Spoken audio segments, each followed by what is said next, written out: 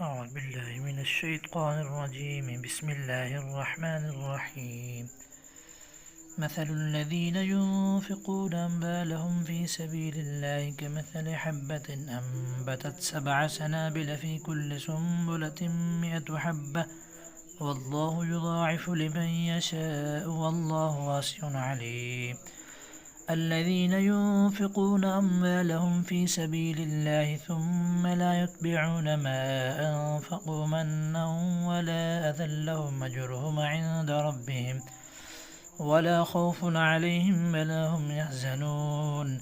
قول معروف ومغفرة خير من صدقة يتبعها أذى، والله غني حليم.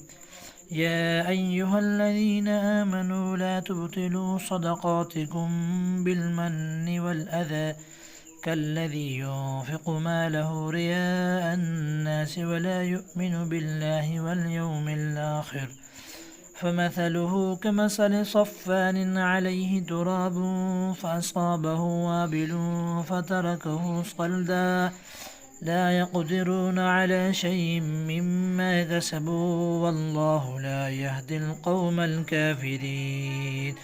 ومثل الذين ينفقون أموالهم ابتغاء مرضات الله وتثبيتا من أنفسهم كمثل جنة بربوة أصابها وابل فأتت أكلها ضعفين فإن لم يصبها وابل فطل، والله بما تعملون بصير. أيود أحدكم أن تكون له جنة من